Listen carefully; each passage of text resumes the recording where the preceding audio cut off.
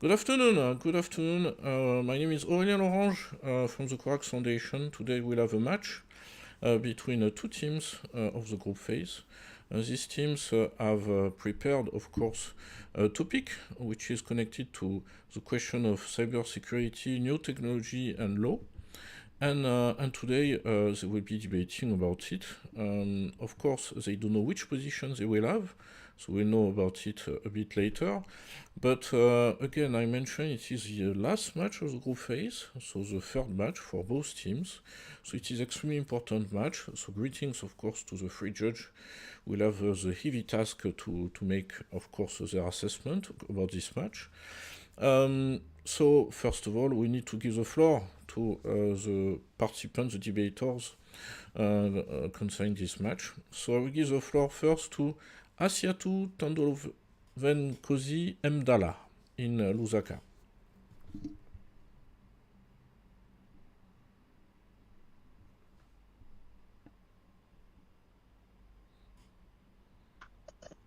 Am I audible? Yes, you are. All right. My name is Asiatu Dala, and I'm from the University of Lusaka. I'm in my second year, first semester, and I'm pursuing a bachelor's in law. Thank you, and welcome. My name is Lille. Wait, we switch alternatively. So Miss Roman Edeline Sini, welcome. Hello, so I'm in first year here at the University of Lille, and I'm in my first year of European and International Law. Welcome. Now, Hilary Tinomiti.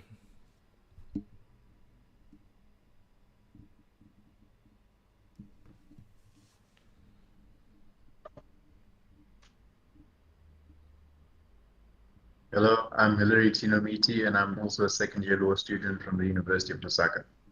Welcome, Mr. Tinomiti. Now, Miss Anaïs de Monk. Hello, everyone. It's a pleasure to meet you. And as well as Roman, I'm a first-year student here in the University Catholic of Lille for the European and International course. Thank you. Thank you and welcome. And now in Lusaka, Mr. Austin Buendo Kachenga.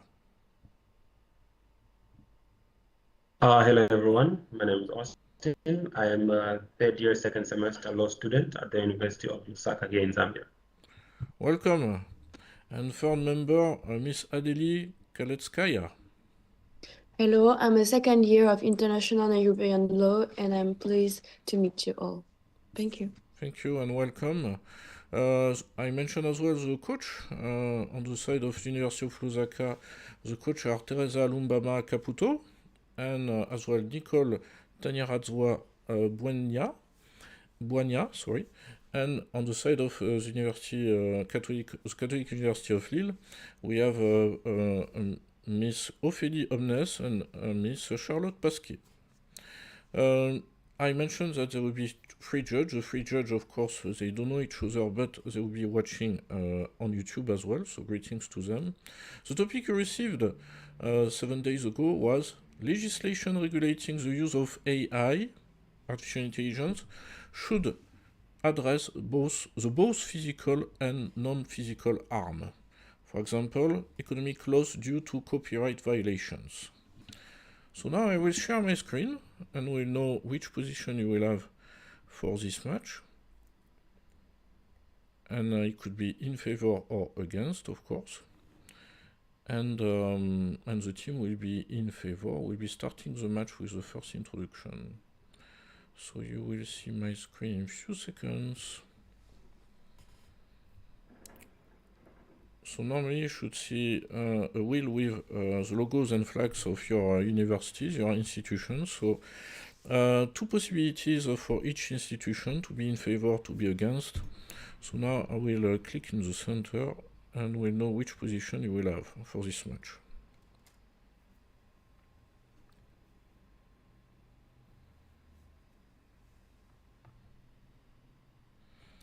So this is university, the Catholic University of Lille will be against the motion.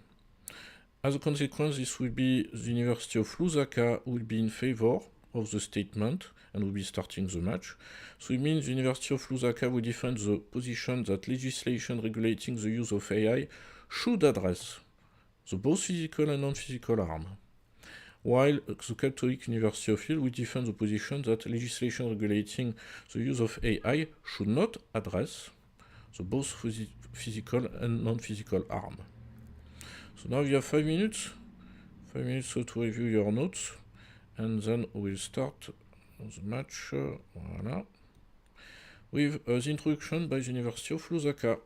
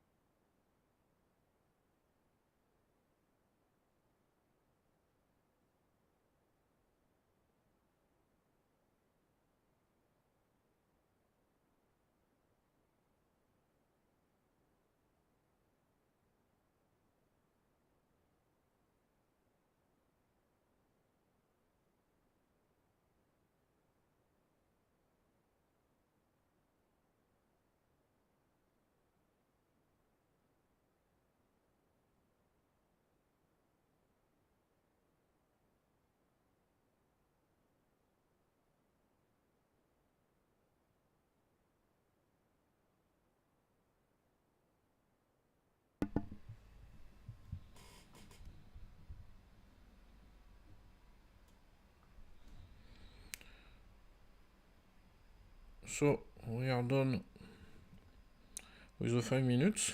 So it means we'll be able to start the match. So I would like to give the floor to the University of Lusaka for your introduction. You have 4 minutes.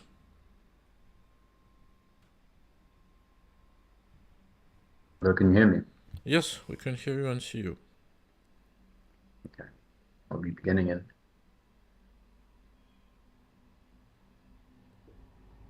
Good evening, my name is THIULDT and I'm the first speaker, the proposing side for the motion which reads that legislation regulating the use of AI should address both physical and non-physical harm.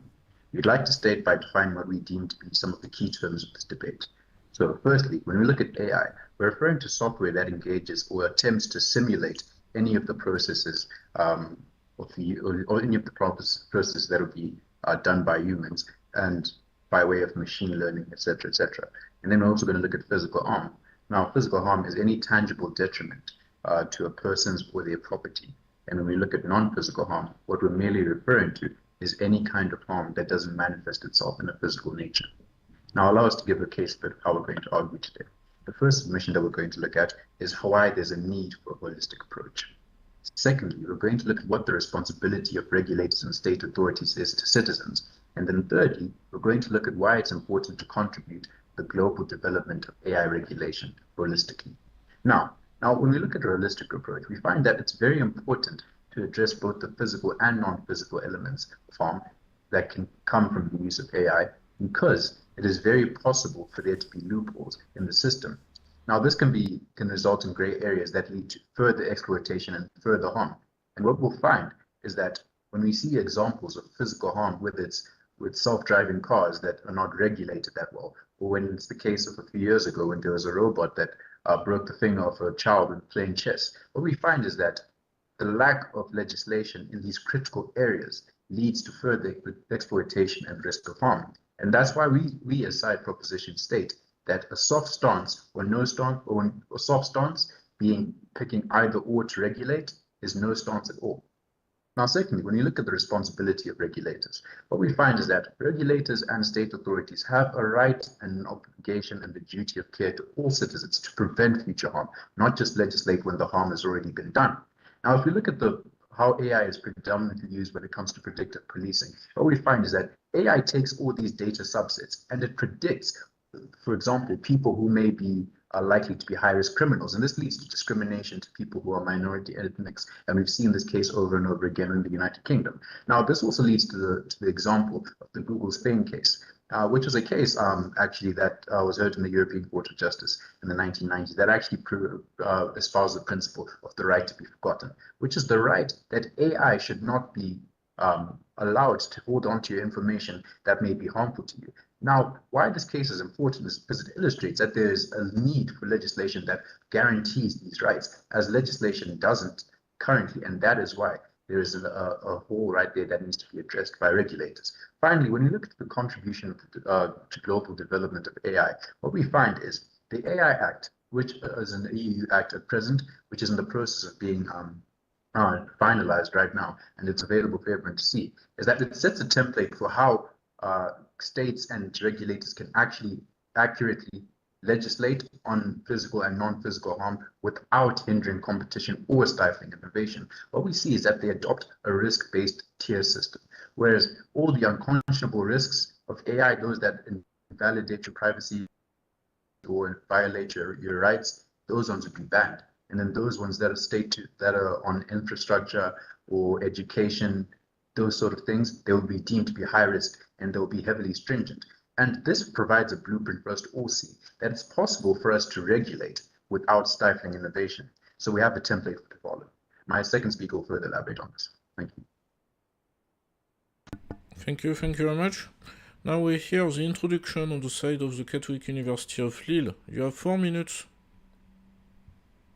Yes, thank you. So now I will speak about the against position. So in Spielberg in 2001, classic artificial intelligence, we see a safe future from massive overpopulation where AI created robots resolving key social issues within a broken society. Truth there, as it seems unstoppable evolution and very minimal regulation, they manage to position themselves as both physical helpers and emotional support. Their existence and contribution to society is there underneath. As we convene to discuss the intricacies of legislation governing the use of artificial intelligence, AI, it becomes increasingly apparent that the regulatory landscape must evolve to address a broad spectrum of potential harms, extending beyond physical injuries to encompass non-physical consequences as well. Consider, for instance, the deployment of autonomous vehicles powered by AI systems. While the primary concern may revolve around ensuring the safety of passengers and pedestrians, we cannot overlook the economic ramification of accidents caused by algorithm errors or cyber attacks targeting these vehicles. This highlights the question for legislation to not only prioritize the prevention of physical harm, but also address the economic losses and societal disruption stemming from AI-related incidents. Furthermore, in the realm of intellectual property rights, AI-driven technology presents a unique set of challenges. With the proliferation of machine learning algorithms capable of generating creative works, questions arise regarding copyright ownership and infringement. Should AI generating content be afforded the same legal protection and regulation as human-authored creation? And how do we address instances where AI systems inadvertently reproduce copyrighted material, leading to economic losses for content creators? As we gather to deliberate on the regulatory challenges surrounding the use of international and intelligence AI, it's crucial to underscore the profound impact of AI technology on societies worldwide, backed by compelling numbers and statistics. Globally, the AI market is projecting to reach staggering heights, with forecasts estimating its value to surpass $300 billion by 2026, according to market research reports. This exponential growth underscores the pervasive influence of AI across various sectors, from healthcare and finance to transportation and manufacturing. So the economic losses resulting from copyright violation are often complex and multifaceted, involving legal, commercial, and technological consideration. Attempting to regulate these issues through AI-specific legislation risk creating a regulatory framework that is overly burdensome and ill-suited to address the nuances of intellectual property law. These are complex issues that underscore if there is a need for legislation frameworks. Intellectual property laws already provide remedies for copyright infringement and economic losses resulting from such violation. These laws are well established and enforced through existing legal mechanisms, making additional AI-specific regulation and redundant. AI technology are evolving at a rapid pace, often outpacing the ability of lawmakers to keep up with new developments. Legislation that is too specific or rigid may quickly become outdated or ineffective in addressing emerging AI application and risk. Legislation designed to address specific AI-related risk or concerns may have unintended consequences. Thank you. Thank you very much. Now we are moving to the first rebuttals. I give the floor to the University of Lusaka for your first rebuttal. You have 2 minutes.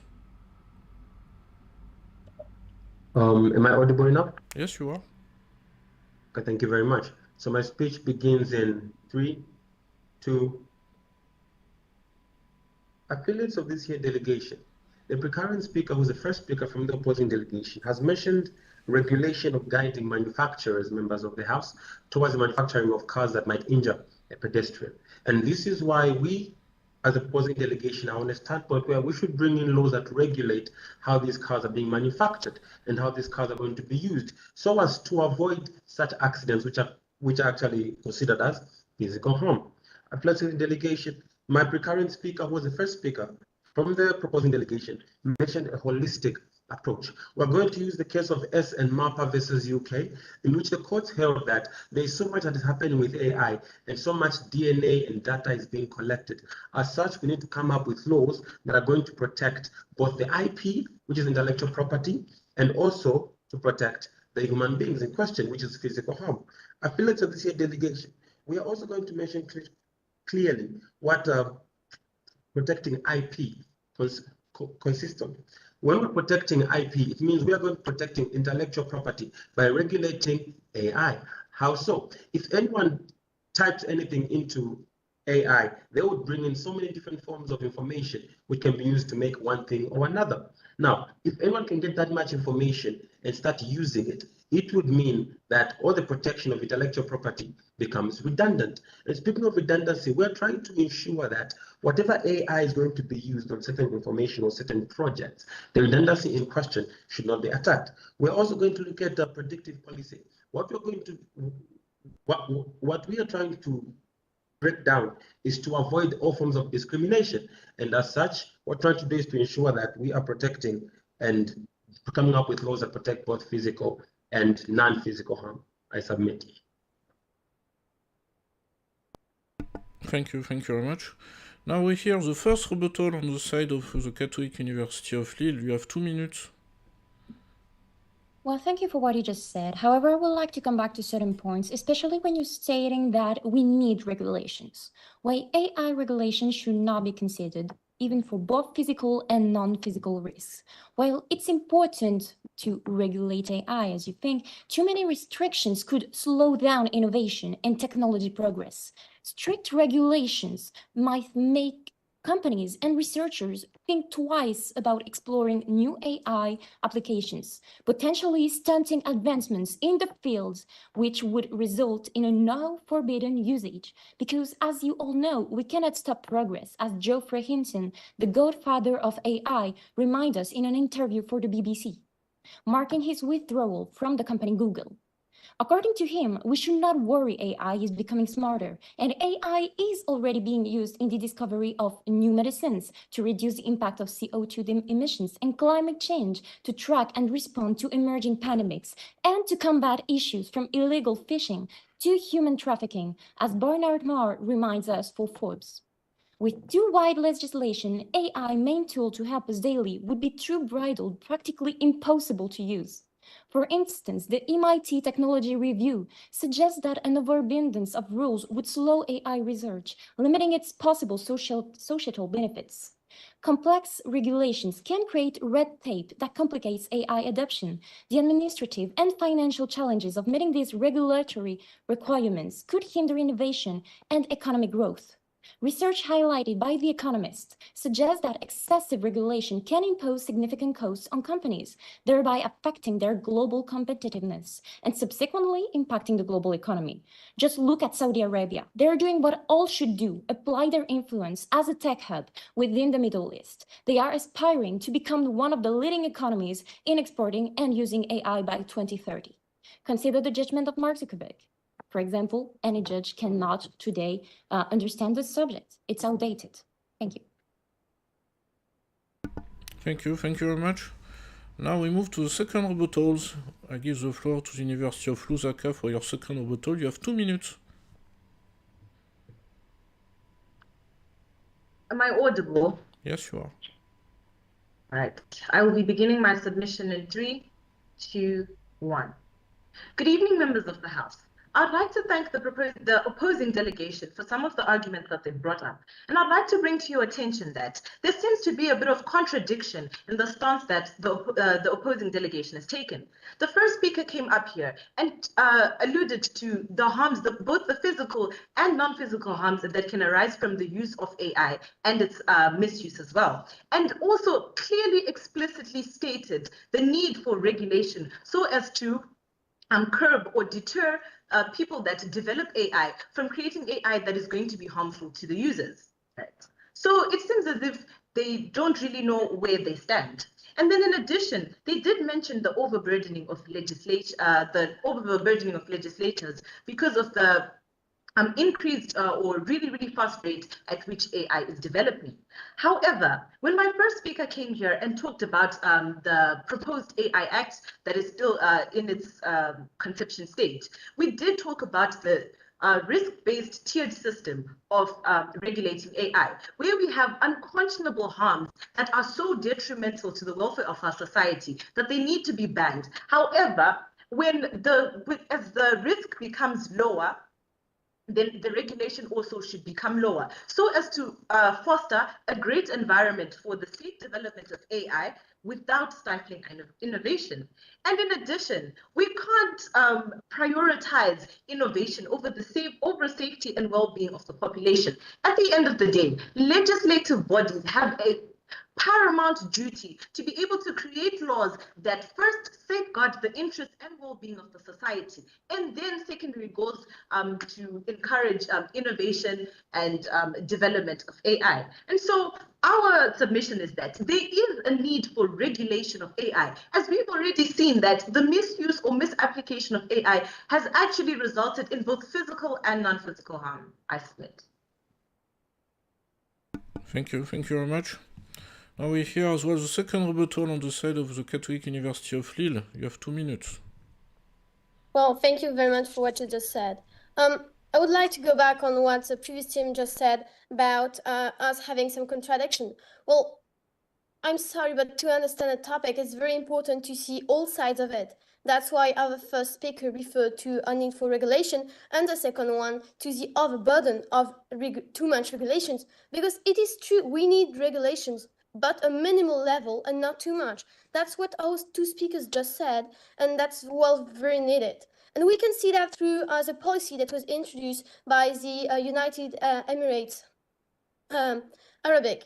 In 2017, it was the first country to have an AI ministry being nominated, and they have, through the Dubai International Financial Centers Regulation number 10, set up processing personal data through autonomous and semi-autonomous systems, which means that they have established very minimal level of regulations in order to have, not as so many countries did with laws around AI, but to seek to establish principles to regulate the content of the algorithm, but instead introduce boundaries for organizations deploying, operating, and providing those systems.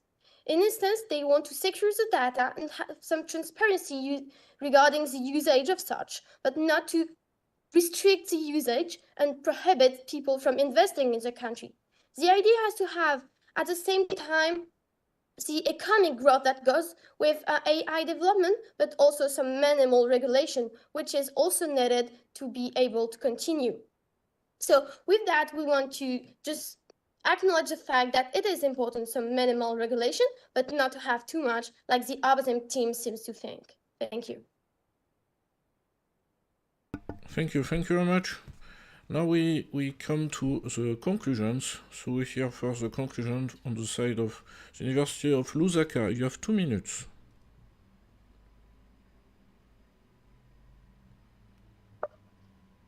Am I audible? Yes, you are. I will begin my submission in 3, 2, 1. After having such a spirited debate, I'd like to bring to the attention of the members of the House that really, on the topic of this motion, what is under contention is the extensiveness of how much regulation regarding AI, and not so much the intensity. So what we're not arguing about is whether it should be minimal or it should be so much, right? What we're arguing is how extensive of an area should legislation regulating AI cover? Should it address either physical harm, non-physical harm, both, or none at all? And as we've already stated, both the opposition and the proposing delegations have brought to your attention the reason why we need legislation that regulates AI in the first place.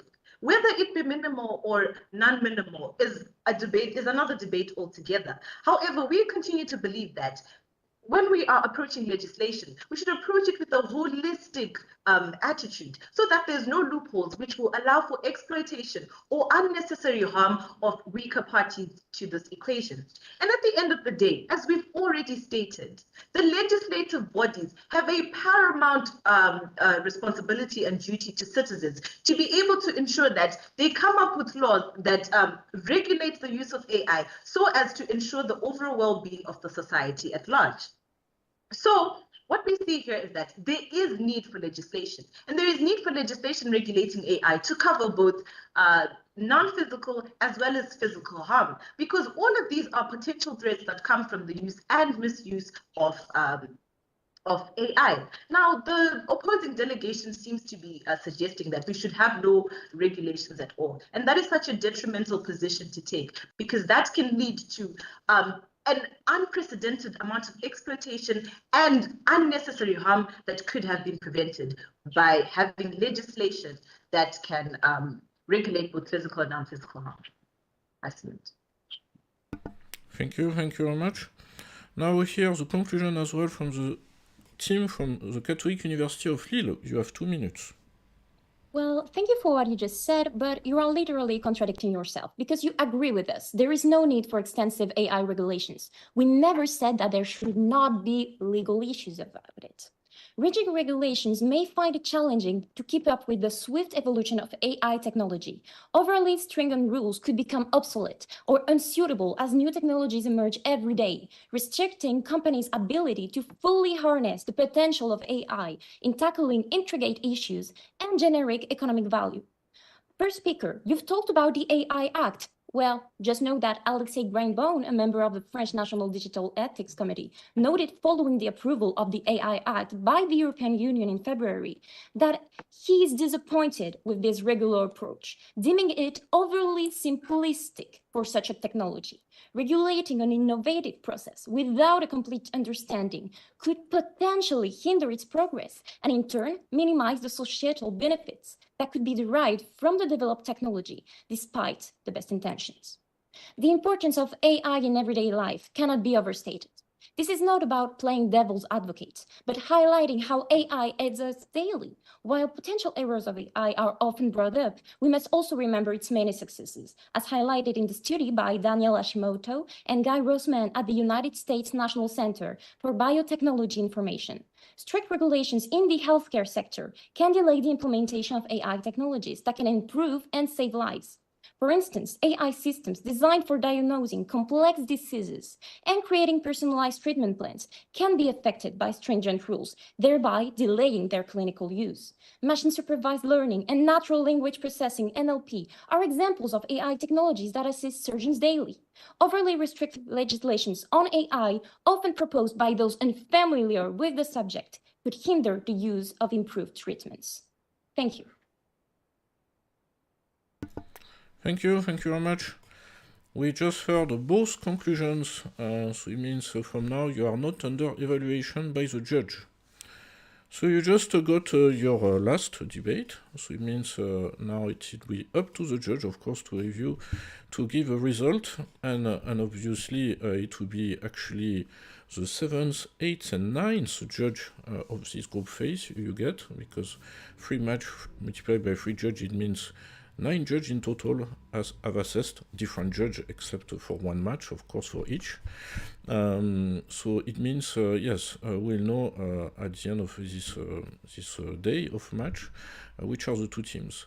So now we'll give the floor to ask for your impression, as usual, on this match, on the topic and the preparation.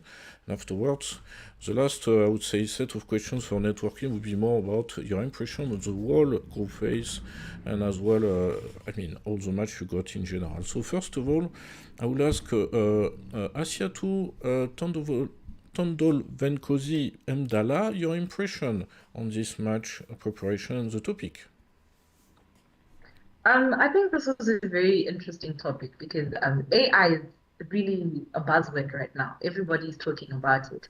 However, when you start to do the research, especially with regards to the motion, right, I found that it was so easy to go down the rabbit hole of the advantages and disadvantages of AI, and then not now actually being able to tie that information that you would have researched back to the motion. And also, we struggled a lot to find legal authority, considering that this is a relatively novel topic in terms of legislation. So, but otherwise, it was a very interesting topic. Thank you very much. Miss Romane Edelin, Silly. Well, I found that was a very interesting topic to discuss and to research on, because especially here we all the time hear about how AI should not be used too much when you're like doing an exam or stuff like this. We can see that's a big issue right now. And so it was really interesting to see how it can be addressed and how it can be regulated in different countries and different places of the world, and to debate about it. Thank you very much. Hilary Tinomiti.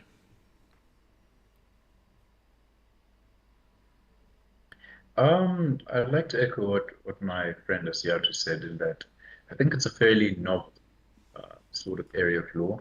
So it's very intriguing. You're sort of seeing what little there is there and drawing projections for yourself and trying to create arguments from there. So it's definitely a different debate from the previous two, but it's still enjoyable to prepare for. Thank you very much. Miss Anaïs Demunck. Well as Roman said, this was a really interesting subject, really intriguing also, as you said, University of Zambia. But yeah, we had so much trouble to find every argument that we've come up to. It was interesting, but there was so many things that we even couldn't talk about right now. So yeah, it's a daily subject. We use AI every day, even if we are not aware of it, we use it every day. So yeah, really interesting. Thank you very much. Austin Mwendo Kachenga. Good evening. Well, I would say this was a spirited debate. The thing is, when we're preparing for this debate, we prepared for both sides, and some of the points that were being raised by the opposing delegation is what we found as opposing delegation. So we can actually tell, saying this debate was a 50-50. You wouldn't say one side is better than the other because information was shared at par. The issue with case law has been mentioned, and I love how the second speaker in the opposing delegation came up with her arguments and her rebuttals and whatnot. That was actually very impressive. Thank you. Thank you very much. And Miss Adeli Kaletskaya. Yeah, so I really enjoyed the debate because like AI is really a daily life, and we now learning to live with it, and to debate on that is we really see how the legal way and point of view is really important on this subject, and debating on that it's really offering us to have a different point of view on AI, because we have a lot of new AI that is coming and creating. So I was really stimulated to do this debate, and it was really interesting. So thank you. Thank you very much. So now we move to the last part of this after-match session. So concretely, we'll ask for your impressions on this free match, all these topics that you went through, and debates, and teams you had a match with, obviously.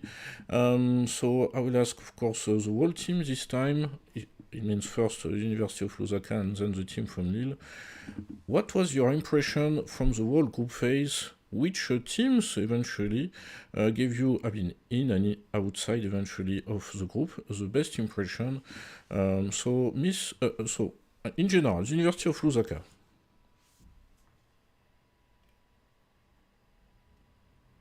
I think for myself personally, I think the group stage is very exciting. You know, you're coming across different people with their own debating styles. So it was very interesting, learning quite a bit. I think definitely I would say Lille presented quite a different challenge in that they're very enthusiastic and spirited. So you could tell that they're really bringing the fight. And then I think it was also different. I would say Western Ontario, which is our first match, they had their own challenges as well. So I think those two definitely. Thank you very much. In Lille, what was your impression of this group phase? Well, overall, it was really interesting, and we had a lot of fun with like the team preparing all the debates and doing the debates with the different teams. And we all agree that today's debate was for us the most stimulating. We really could see that we have been progressing through the debates, and that everyone has now a good level.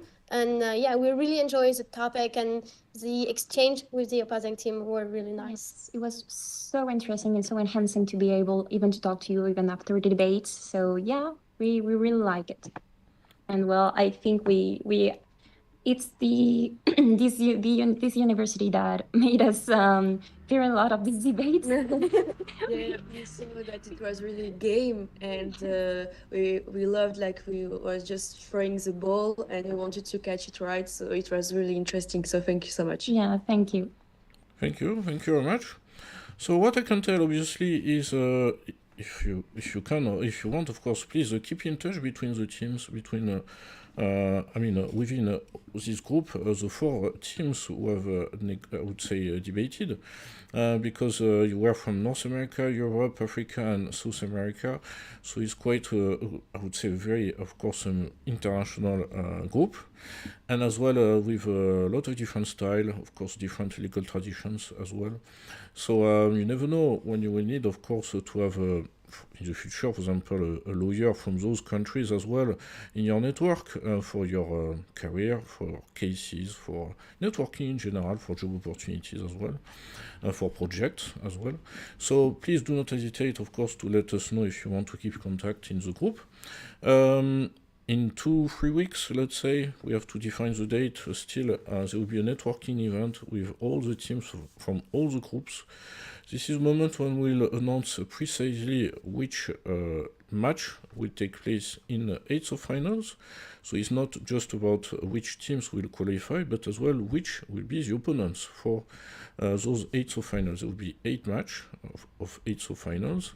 So it means 16 teams. So these 16 teams will come from all the groups. So it means the 2 best teams of each group. So the 2 best teams from your group against the 2 best teams from another group. So the first place from this group will meet the second place from another group, and the second place from this group will meet the first place from another group.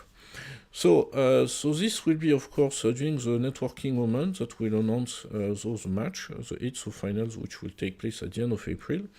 But for the moment, obviously, we need to know the result of this match. We will know about it maybe at the end of this week, maybe early next week.